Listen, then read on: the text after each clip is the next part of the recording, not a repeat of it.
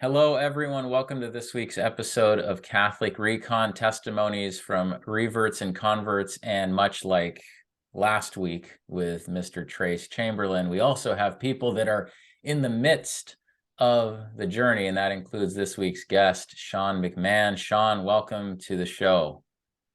How you doing, Eddie? Thanks for having me. I'm doing well. Thank you so much for doing this. And like I just said about Trace, who is in the midst of the journey, you have a very fantastic story, and I know that you will get to where you are currently. But if you can go back to the beginning, like I do with all the guests, what was your childhood like as it relates to religion, and how, I mean, maybe you can just guide us through all these years to bring us to the current situation.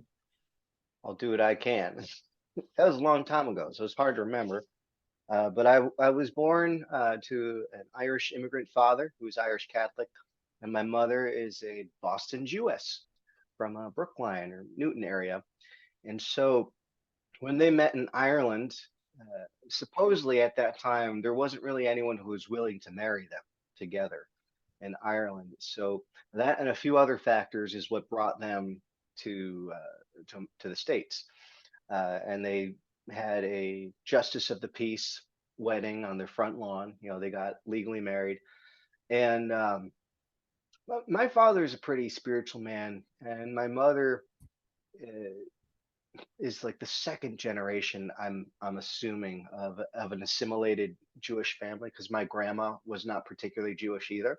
And my grandma, her folks and her husband's folks came from Eastern Europe, you know, the higgledy-piggledy part where sometimes it's Russia, sometimes it's Austria, sometimes it's Germany, right? And they're all Galician Jews, which, as I understand it, they were somewhat assimilated as well. So I think there was assimilation from the get-go when they came over here. There wasn't a whole lot of religion. Um, so that's all to say. For various reasons, my parents decided to raise me and my three siblings without religion, and the environment, spiritual environment in the house was basically agnostic, with a little bit of atheism kind of thrown in the mix, at least that kind of cultural atheism that we got from TV, where you just kind of can have a casual throwaway remark that God isn't real or that people who believe in God are kind of absurd. Um, and I'm actually still trying to figure out where exactly those ideas came from in my life because I had a prejudice against Christianity. The more I think about my story, the more I realize I had a pretty intense prejudice against Christianity. I don't totally know why. In my early life, I don't remember anyone Christian except for my friend John Hannafin. His family, they're all Catholic. They had a big, almost life-size cross, at least for kids, that we used to play on in the backyard. They had crucifixes around the house. So I remember that, and I heard about Jesus. I don't know, I don't know where the prejudice came in because I have fond memories of that. And in fact, apparently, when I was a little boy, I drew pictures of Jesus Christ on the cross obsessively. Apparently, from about the age of 3 or 4, um, and I have one or two theories about why this is. It's because my mom loved Jesus Christ Superstar. She loved that musical. And I think I saw it growing up, you know, the 70s version that was shot in Jerusalem. And I was taken to a live performance of that around that age with the Hannafins, who were taking it in a very emotionally engaged way. Whereas for us, it was more, I had no idea what the story was really about, but I took Sure. in the elements of the gospel that were somewhat, you know, well represented in that play. And so it got to me enough that I took out this children's illustrated Bible that my Granny Joan, my father's very devout Catholic mother, gave us, and I found the crucifixion scene. I just drew it over and over, cut it out, put it in all the windows all the time. There's like Wow. 10 Jesuses.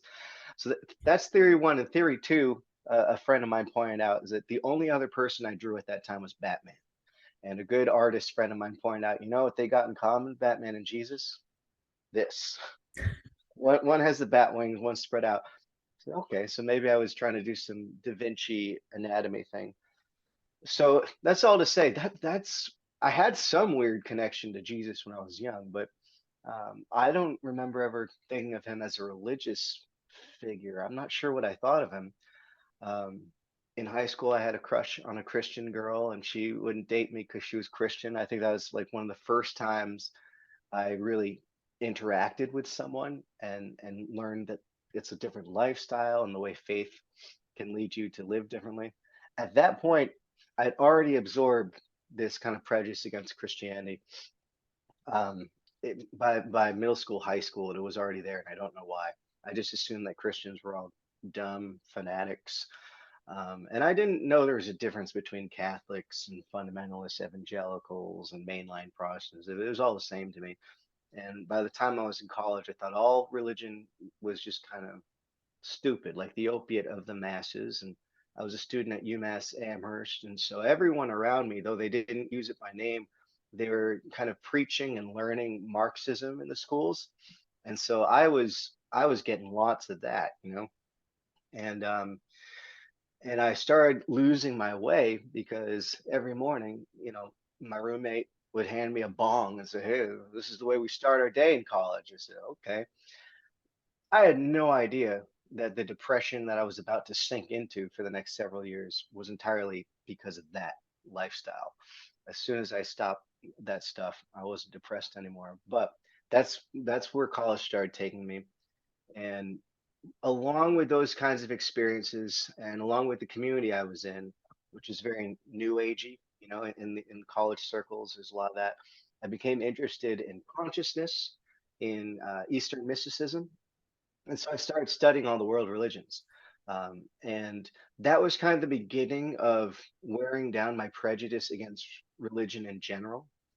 And I gave a testimony just this past Sunday when I was telling the church about, you know, what I'm doing here with my family converting to Catholicism. And one thing I shared in the narrative is that at first I had a prejudice against God, and as that wore away, I realized I had a prejudice against the idea of prayer. You know, and I thought meditation was cooler. But as I read from the East, everything just gradually kind of drifted more and more towards the Old Testament. I became more and more willing to look at monotheism. Very reluctant at first, but you know, it was hip to check out Sufi Islam stuff like mysticism, like Rumi. Rumi is a very popular poet in our culture. So I started appreciating monotheism after about like 2 years of this, of really deep study. I was just obsessed with studying this stuff. I wanted to be enlightened. I mean, that culture was what I was a part of. Like my friends and I would meditate, you know, and all that stuff. Um, and I think it was through Rumi and things like that, I kind of surrendered to monotheism. I said, okay, maybe this is not so stupid after all. And I transferred out of UMass Amherst because, as they called it, it was ZooMass. I just couldn't take it. And I was losing focus. And I'm a musician and a composer, so I transferred to New England Conservatory of Music, which is in Boston. Well, Boston is where my grandma lives, or lived, God rest her soul, but she lived right down the road, my Jewish grandma. And so I started asking her, "Well, where do we come from?" You know, like I'm kind of hip to this God stuff now. And is the story true? Did we come from God just plucking us out of Egypt? You know, and she wasn't, again, she wasn't very religious, but she had all these books about how to live a Jewish life, things like that, and she passed them on to me. And then my friend John Hannafin, his mother, who was I think the Catholic spiritual life director at Western New England College, she heard that I was interested in this stuff, and so she gave me a direct Hebrew to English translation of the Torah to read, and I started reading that. And once I started reading that, things started to open up to me. I started wanting to practice Judaism because I realized, oh, this is who I am. My mother's Sure. Jewish. I'm Jewish by the Jewish definition, so I should start looking into this. And you know, I wanted to do the birthright trip to Israel. I was studying all that stuff, and I got into the prophets. I had a Jewish friend who was all about the idea, the Messiah hasn't come. He was very against Christianity. And then this artist named Matisyahu came out, who's a Hasidic reggae superstar. And I thought that was so cool. Musician, mystic, great music, but his lyrics came from the prophets, and he's always singing about Messiah coming. I love that. And so I started kind of in my own way writing songs like that and taking in the prophets. And I think I was doing that for 3 or 4 years. I was dabbling with the Baha'is. I was just hanging out with everybody. The Baha'is accept Christianity to a certain extent. They redefine it in their own terms. Just through this kind of windy road, I eventually started thinking, well, maybe it's time to revisit Jesus. And maybe I don't have to become a Christian if I look into him. And I kind of made a promise to myself, like, whoever Jesus is, I'll find out who he really is. I think he was a Buddha, a wise man, and his apostles were stupid, or someone messed it up somewhere along the line. I'm going to find the real Jesus, and I'll kind of absorb him into my self-made spiritual thing that I was trying to do. And so I started reading the New Testament, and I was looking for the Jesus that I wanted to find. And you really can read the New Testament for a long time through that lens, through kind of like the inner hermetic lens, Sure. forcing it through Eastern mysticism. There's a lot you can do in the Gospel of John that way, but it doesn't fit all the time, so you're kind of faced with a decision here. Am I going to chop out other parts of the New Testament in order to fit what I want, like Marcion did, right? Or am I going to keep reading? So I just kept reading. And, what was happening, Eddie, is that thing that happens to everyone, most people who read the New Testament and encounter Jesus through the Bible, is something happens in here that you can't really explain because he challenges you. And that's when he first started knocking on my door. And I found myself praying to God and starting to pray to Jesus, or praying to a God who I was seeing in the image of Jesus. Jesus was changing the way I looked at God, and it was pretty harrowing because I, I remember it felt like coming out of the closet. I said, "Man, if only I were gay, this would be easier."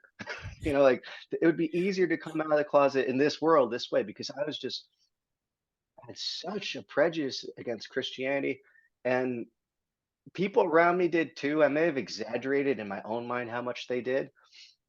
But at any rate, it took a few years. I think it was in 2009 or 10. I eventually became convinced that Jesus was the King of the Jews. He was the Messiah that was foretold by the prophets. I sat with that for a long time, and then eventually, I just, through scripture and prayer, I just became really convicted that Jesus is the Son of God, is the second person of the Trinity. That came really hard, and that's when I had this conviction that I have to give up this prejudice against Christianity. I have to give up this promise to myself that I'd never become Christian, and I have to get my butt into a church, and I have to get into fellowship with other people. So I just kind of went into the first one I could find myself in. I kind of encountered an evangelical church plant that was happening in Springfield, Mass at the time. I was a music school grad, so they're like, "All right, we got our worship director right here." I was a baby Christian, and they put me right into ministry. It was great, lovely experience. But at that time, God put an interesting mentor into my life, because that evangelical thing just was not jiving with me. I didn't know why. Um, but God put a Greek Orthodox priest into my life. He was the father of one of my guitar students, and he was my window into the ancient church. As you know, the Eastern Orthodox are all about the ancient faith. Some would say they're stuck in the ancient faith, because they stop at a certain ecumenical council. Council. Yeah. Um, but it was incredible because having specific little struggles here and there, hearing Calvinist doctrine, etc., a few other things, and just having questions, and then just talking to Father Michael and saying, "What do you think of this?" All I remember is that his answers were just so spiritual. They're just so spiritual, succinct, and they made sense. They were logical. And I always kept that with me on my search because what I've uncovered over the years is that Jesus is the logos, right? He is truth, and he doesn't say things and they become true because of his pure power and authority. He says things because they're true, right? He wouldn't say anything that doesn't make sense. There Yeah. is a logos, there's a logic to all of this. He's the order of the universe personified. So anytime I ran into nonsensical Christianity, like forcing something through power, I said, no, there's something off here. This isn't logos. So I was trying to follow logos, which I think made me a bit of a theologian. I call myself a folk theologian because I'm not systematic. I just follow my interests and all that. So over the past few years, where that eventually brought me, I was in New York City for a while. I was in like progressive Episcopal ministries that met in bars. Our priest was a woman who had blue hair. We had um, what are they called? Like orange juice and champagne at Oh, mimosas. mass. We had mimosas while we were sitting there listening to the sermon, and then we'd go up receive communion. I mean, New York Progressive, City. clearly. Yeah, like Yeah, you said. yeah. Yeah. Yeah, it was really fascinating, and that's where I was at the time. And in retrospect, I was looking for antinomian churches. I didn't want anyone to tell me what to do. I was still a rebel, Yep. um, and so I just stuck close with that, and that's what resonated with me because, as a lot of people read in the Bible, there's this kind of law versus grace thing, and grace often wins, especially when it's preached to you through like Calvinism, Protestantism, etc., right? Sure. Luther. So that was my jam. I stuck with that. Kind of wandered away, got into rock and roll, was touring with bands, and not too long ago, half a decade ago, I started settling down. I met my wife, we had kids, and there was a church up here in Martha's Vineyard, which is where I settled 5 years ago, having met my wife here. Um, there's a church I was worshiping uh, in Aquina, which is kind of out in the boonies, up on the cliffs of Martha's Vineyard, and it was founded by Native Americans 325 years ago. It has a strong tribal element, Wow. and it's nominally Baptist, but it was founded as a Baptist church simply because at that time in history, the island was dominated by congregational churches, I believe, and he couldn't really start a church without approval. And so the Native Americans heard about the Baptist message and they said, hey, we can start a free church. So they started their own church, and I worshiped in this church. And then during the pandemic, our pastor stepped down and I got called in because of my background in theology. People knew that Wow. I knew enough to preach from the Bible. So I got called into the ministry. And it was fun. Like I'll always get to say that during the great pandemic of 2020, I insisted that our church stay open, and we were one of the only churches meeting in person.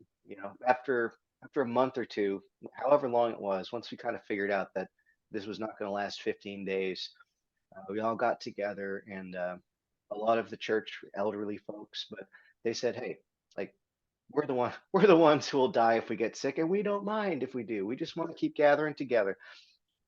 Thank God nobody died, no one got sick, so we kept meeting. But that was the beginning of having um, a Bible study project thrown into my life every week. Right, you have to study the Bible every week Yeah. to make that sermon, to make that 20 minutes or so. And truth be told, prior to being called in, I've always had the Catholic Church somewhere floating around because of my granny Joan, who I think one day ought to be canonized. Saint Joan of RD. I mean, she has a papal medal. I don't remember what for, but it's from Pope John Paul II, and she's always prayed for me, and I've seen her faith, and she's almost 104 years old, still kicking, looks young. So like I see that what the power of faith does, and I see her sacramental faith and all that. And I've always seen that, and she's a devotee of Mary. I mean, she is consecrated to Mary in all the ways. I don't know all the ways, but I'm still learning. Um, she was the protector of a certain reproduction of one of the images taken of Our Lady of Guadalupe. I guess there were a couple Wow. of special framed photos taken, so she was the protector of that for a while. And she's in it to win it. Did a lot of peace work in Belfast, did a lot of pro-life work. So this spiritual influence was there the whole time, and she's been praying for me, I'm sure, the whole time. And as you do, you also just get into YouTube and studying theology. And I encountered a lot of really great Catholic stuff, just great, incredible theology. And uh, as I now say in hindsight, the most logical, right? The most centered in the logos. Um, so this was kind of in the back of my head as I got called to the pulpit. I said, "Oh, this is interesting. This isn't necessarily, you know, I don't know where this is taking me. And this was, I got to so you're see." talking last year, or are you talking This 2021? was in 2020. Okay, you're still at the beginning of 2020, it. Yeah, I got called in, yeah, and I was, I basically was already studying some Catholic theology because to me that was early church theology, and the Catholic Church to me was kind of just the historic reference for what the early church did. Um, but I always assumed that was all it is. And sure. then over the years, basically every week, I had to do my little research project to write a sermon. And just more and more, I found myself talking about the communion of the saints. Mother's Day, Mary is the mother of God.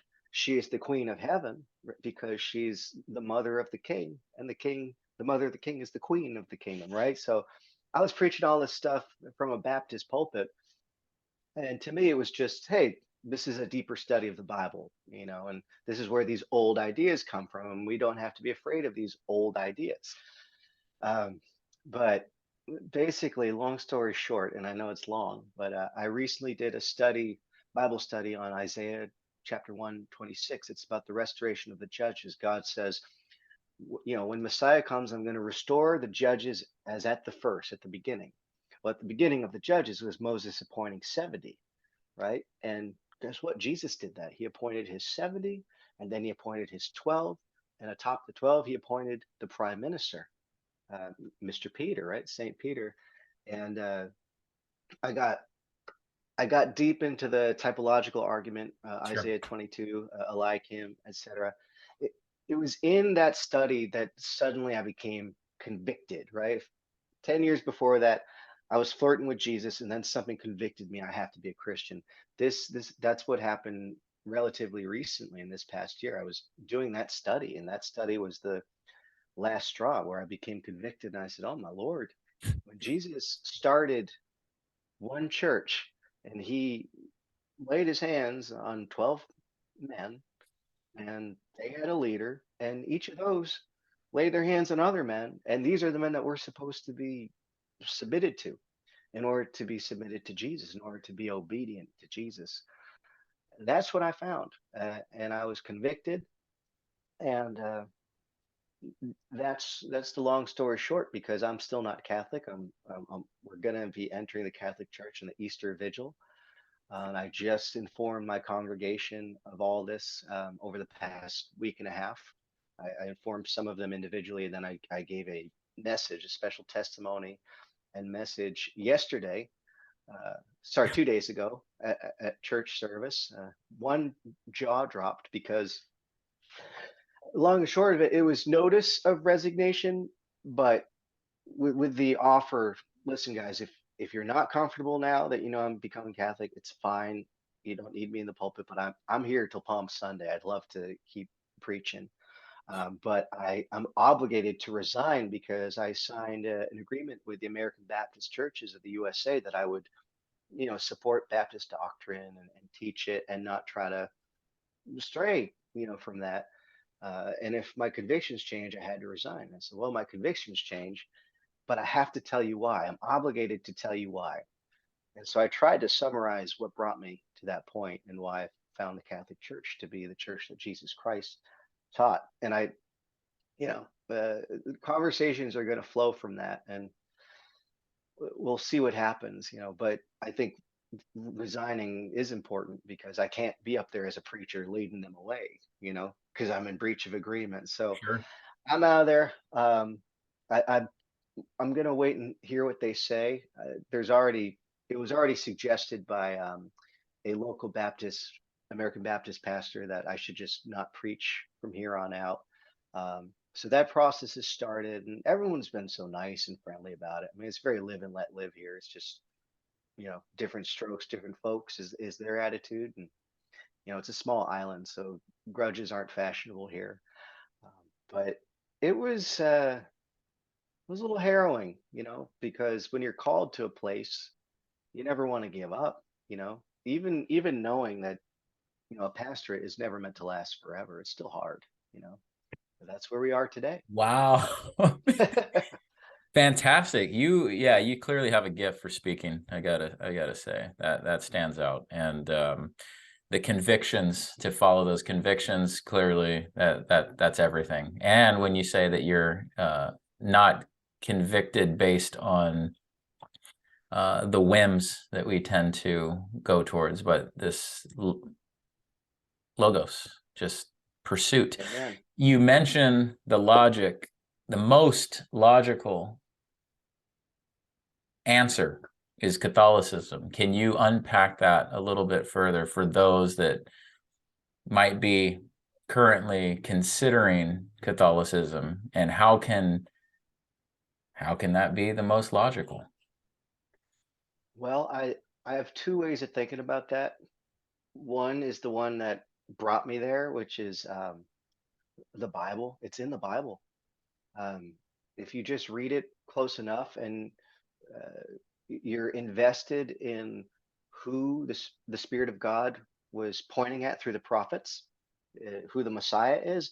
Well, what the Messiah is the King. And what is he the king of? A kingdom. And Jesus came preaching the kingdom of God is at hand. The kingdom of God is, within you, among you, however you want to translate it. It's here in me, right? And he said so much that if you're not thinking in terms of what the Old Testament prophets were promising, you might over spiritualize it, which is what I found was happening in the Protestant churches, and in the, Sure. the Baptist church. God love him. I realized, well, wait a minute. He actually started a kingdom, like a real kingdom. Uh, in Daniel 7, I think it said that the kingdoms of the world will be given into his hands and the hands of his saints. And the first time this really started to click with me, I said, "Oh my God, I've been against the idea of Christendom for years." I had a knee-jerk reaction, but this sounds a lot like he's talking about Christendom. He's talking about the church and the saints thereof, kind of having the government on the shoulders, so to speak. Founding your nations on these values. So, in terms of the prophetic narrative and what the Bible's about, uh, you're going to be waiting around a long time for the kingdom of God if you can't accept that it's here. Well, when Jesus said he was going to start one, Yeah. he didn't mince words. So if you want to believe Jesus, and if you really want to say you believe him, then you can't accuse him too much of being wrong or lying. And he did start a kingdom, and it was structured like the Davidic kingdom. And that's why those stories are there to guide us. And that's why he picked 70 and he picked 12 and he appointed Peter and all those things. And then the other thing that I don't have experiencing it because I'm not Catholic, but I look forward to it, is the reality of a sacramental spiritual life, which is,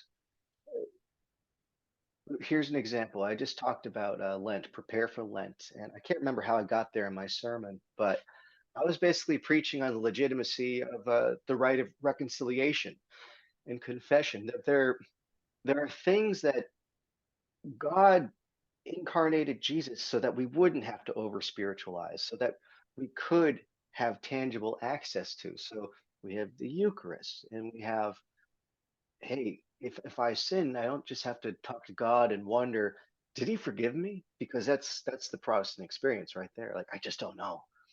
Especially in Calvinism, it's like, am I saved or am I not? Like, what is my standing before God right now? I'll never know. But that's what these rites are for. That's what the sacraments are for. That's what reconciliation is for. God wanted these things to be clear to us, and he gives it to us. And the shocking thing is, when people were angry when Jesus presumed to say that the Son of Man has authority on earth to forgive sins, they're just as angry now when they say that a priest does too. But it's the same scandal. It's the same gospel scandal. That's why God sent Christ, so that we could have those bits of heaven on earth and participate in his life here. And that's what the communion of saints is. Us here and with them, we're together in a continuum. That's the spiritual life I want, and I think that's the spiritual life that everyone craves. Yeah. Um, and I know, I've heard it from so many Catholic brothers and sisters. It's like it's stand up, it could be rote, it can be stand up, sit down. Oh, I don't love my priest. I'm just like, guys, you don't know. Well, not that you don't know, but from the outside in, I'm craving this. Like to be I don't want to say a passive participant in the mass, but to be someone just in that environment where you can receive God's life through these sacraments is just such a desirable position to be in versus what I've experienced to date in Christianity, which is kind of being goaded into performing your worship and like, okay, be more emotional, and then you'll have a deeper connection to God if you sing more, or if so that's what I mean by passive versus active. It's not the total proper language, but I suppose what's better is that in that Protestant worship experience that I've had, and it's fun, music's great. But there's this idea, which I think is false, underlying it, which is you got to be the one putting out uh, energy to make sure that your salvation is secure on some level, right? Um, what I'm waiting for, and what I think every Catholic has, whether they appreciate it or not, is you just get to go to mass and receive. Receive. Yeah. You just receive. It's crazy. I mean, I'm craving that. I'm excited for that. You nailed it. Yeah. You absolutely nailed it. The element of receptivity, and anytime we speak about surrendering to the Lord, that parallels directly with the sacrifice of the Mass. Like, Hmm. Lord, I'm opening my heart, hopefully more and more each time that I come here. Fill this heart. May I receive the grace that you have for us. And as you said, very, very poignantly, just through these tangible signs and these elements. It's just beautiful. I also wanted to ask you about the gentleman, the Greek Orthodox priest that was very influential, and you said he kind of opened this door, so to speak, into the ancient church. How did you, and how much time did you spend kind of comparing, contrasting the East and the West, and how did that transpire for you? Father Michael was a mentor to me because he was not just a priest, but he was also a painter. He was an artist. And at the time, I was struggling with this suggestion that was coming from my evangelical church that I needed to surrender my musical gifts to the church only and kind of give up secular music, etc. Father Michael was instrumental in being like, "Hey, brother, like you can do whatever you want with these gifts, so long as they serve God, and you don't have to only shove it through a church." So that was kind of the nature of our bond. It was more like a artist mentorship, but the fact that his spiritual tradition helped him liberate me as an artist, as a musician, was something that never left me. And then, I don't think he would call himself a theologian. I mean, he went up there, according to one of my friends who was in his parish. She said one Easter he went up and just preached about the color green, and how it's the color of life. He's more of a poetic artist type, and this resonated with me. And I once he kind of pointed me in the direction of reading some of the Byzantine and Eastern fathers. Uh, I got apophatic theology, all that stuff. That's when I started understanding why he was the type of priest he was, because there is that beautiful thing in Eastern Orthodoxy that's not scholastic, that doesn't really try to break things down too much, and the West is learning to, reintegrate that. So that was a big thing for me. And so to answer your question, how did I discern between the two? I mean, I always kind of assumed if I went old school, I'd end up Eastern Orthodox. I always did for some reason, just because the the stories are so great. And Mount Athos, right? Elder Paisios, like these living saints traditions, and something spiritually just never led me there. And as I was studying the Bible, I started to figure out why. It was the Holy Spirit for me. I'm sorry, this isn't going to be the most scholastic answer, but That's the fine. things that I was finding in the Bible, it affirmed Eastern Orthodox liturgy 100%, but it didn't affirm Eastern Orthodox, the continued decisions they've made about how to Govern. relate to the rest of the world. Yeah, govern, and how to relate to the rest of the world. And I think I'm very ecumenical, and I'm still figuring out where that fits with Catholicism. But once I read the encyclicals on ecumenism, yeah, ecumenism, Yeah. uh, that's that's when it clicked. I said, yeah, this makes sense. So the the Catholic Church recognizes the spectrum of Christian faith in the world, and ironically, are kind of the most wide wide-armed embrace of Christianity throughout the world, Eastern Orthodoxy and Protestantism. They're charged with being the opposite, which is so ironic because unfortunately this was my problem with Eastern Orthodoxy, is the exclusivity of things that made too much sense. Like a lot of it, their inability to affirm the papacy to me was illogical. It wasn't right. Whereas the Catholic Church is kind of nuanced concessions to Eastern Orthodoxy on that point made sense. So, which is interesting, right? They're not pounding it. It's not that kind of Yeah. uh, Agreed. art argument when it's nuanced, and I just respected that more. And another big thing, and I know this is a can of worms for some people, but um, the Eastern churches, I realized, are just so kind of nation based. So you'd have to hook up with a Greek church or a Serbian church, and when I would visit churches, I'd realize, oh my God, like I'm an Irish Jew, I don't fit in. They're doing Greek festivals, they're doing Serbian stuff, and the Latin church, it's just more universal, dare I say, right? Catholic universal. So I realized, my participation in it would also just be easier on a personal level. But again, it made more sense. It Hmm. seemed more rational to me.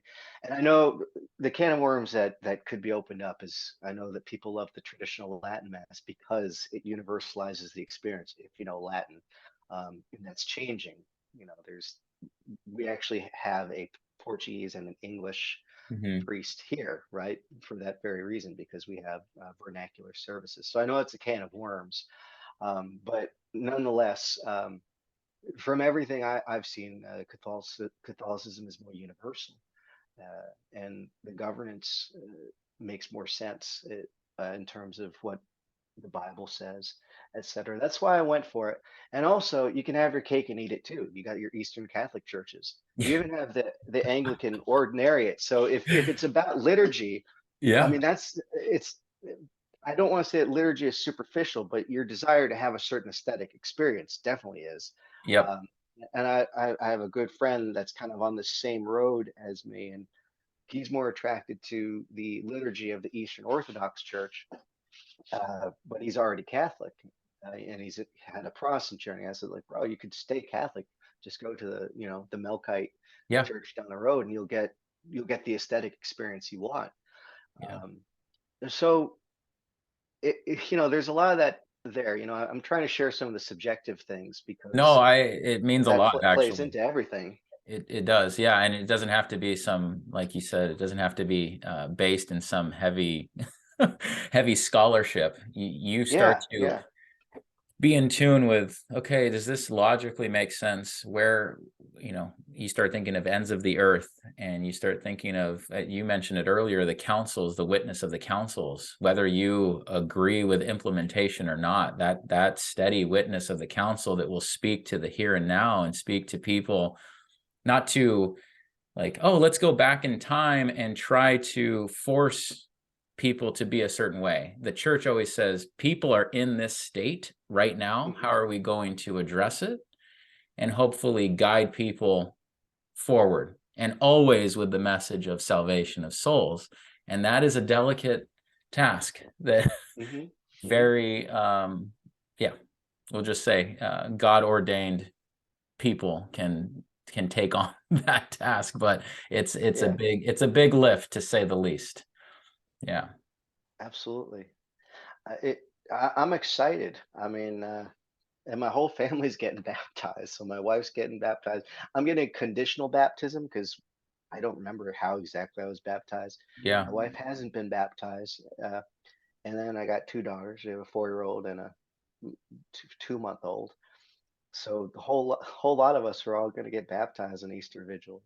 It's going to be that's a riot. incredible. And your wife, how has that been along the way? She was obviously been going to that same Baptist church. Was she also, I forgot at what point you met her. Had you already done the progressive Episcopalian thing when you, Yeah, yeah, I had my New York City phase. That was the progressive Episcopalian phase, and then I moved to Martha's Vineyard that's right. because I met That's where you my met. wife Yeah, there yeah, yeah. at about 2017. Okay. And I mean, and I was still, when I say I straightened myself out and slowed down, I mean, my wife and I met, fell in love, wanted to get engaged, wanted to have a traditional engagement, engaged to be married. We didn't want to date. We wanted to be engaged to be married. We wanted to live the straight and narrow. However, we had our first child out of wedlock. So, Oh, we our faith walk is, it wasn't too far after me being a Rolling Stone. In fact, for anyone listening, especially young men, I mean, if you're struggling with living the saintly life, and I'm not a saint, I'm not saying this as a saint, but if you're struggling, and if some of the obvious things are, chastity, etc. I mean, maybe it's because you do need to get married and have kids. I mean, the thing that straightened me out and straightened her out was having kids. And it just seems like so obvious to us now, but like her and I both wanted to live more virtuous, noble lives. Technically blew it because we had a kid out of wedlock, because we were still rocking and rolling. But once we had our daughter, the structure that God gives you in the family, the role that He calls you to with fatherhood, with motherhood, is so sacrificial. It straightens out all your confusion. You have your priorities straight. I was 30 when we had our first daughter. My wife was 25, and we look back and realize, like, holy moly, we had our priorities so far off. Why did we wait so long? And why, not to blame the culture, but why does culture tell us to wait so long when so much of that existential angst that young people have, um, to me, it's just because of a lack of purpose, and a lack of direction. And what am I working for? And I've heard this from so many young people, pastoring too. Um, God, even when He made the world perfect before the fall, He still said it's not good for man to be alone. And Jesus said that most people are not going to be given that gift of celibacy, yeah, um, and being a monk. So I'm telling you, like there's a reason marriage is a sacrament and matrimony is holy. It is holy and it is sanctifying, and participating in the sacrament of marriage, I think, has probably been part of what has influenced us to. My wife and I both just are like hungering and thirsting after righteousness, since becoming parents and wanting to raise our kids right. I mean, one of the things we've listened to the most over the past couple of years since becoming parents is Pints with Aquinas. Matt Fred and his wife, and the way they talk about marriage and kids is so spot on. And that's been another one of our kind of discernment milestones. Is hearing different Christians talk about marriage and family every time, the Catholic stuff is just right on, right on.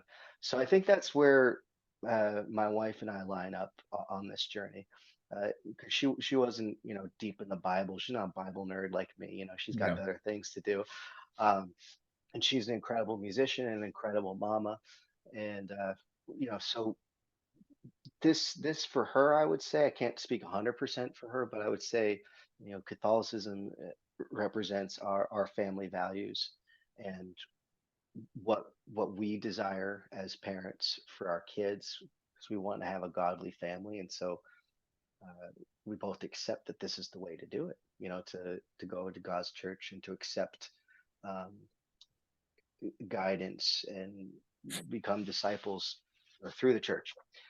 I think that's where we're at. Did I answer your question? You did. You did. Well said.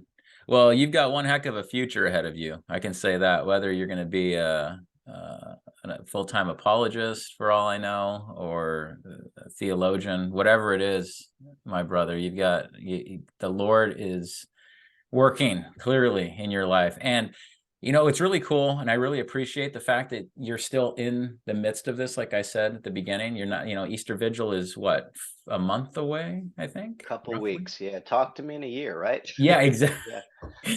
We'll have to do it again, but yeah, I really appreciate the fact that you're willing to talk about it when you're not yet received into the church. So, and I think it means It's a a big lot to a thing, yeah. lot of people. It means a lot to a lot of people. Go ahead. You were going to say? I was gonna say it's a big thing to do, to be open about it. I don't talk about it a lot when I'm having these faith conversations, but my main bread and butter is I'm a professional musician. And one of the things that people always tell me I shoot myself in the foot over is my music channel on YouTube, Workman Song. It's also my sermons and Bible studies channel. So Awesome. you know, we're changing everything. I mean, we're going to homeschool our daughters this year, and we're going to be focusing more on music and traveling uh, for bread and butter, because we don't. I'm not a pastor anymore. I don't have that Yeah. income, etc. Um, so God's changing our lives in so many ways. But you know what I'm excited about is we're stepping out in obedience, and I trust He's going to bless us however He wants to in that way. Yep. But the most important thing is to follow Jesus. Yeah, absolutely. Well said. Just great testimony. Really appreciate it. Everyone, please share it, like it, subscribe, etc. All the buttons. Yeah, all the buttons. And if you were moved by it and you know people that would love to chat with Seán, just reach out to them. And I'm sure Seán would agree, right? I'm doing that for Absolutely. you. Yeah, yeah. Yeah, yeah, Really man. Yeah. appreciate it. Yeah. All right. Well, until next time, everyone, take care and God bless. God bless.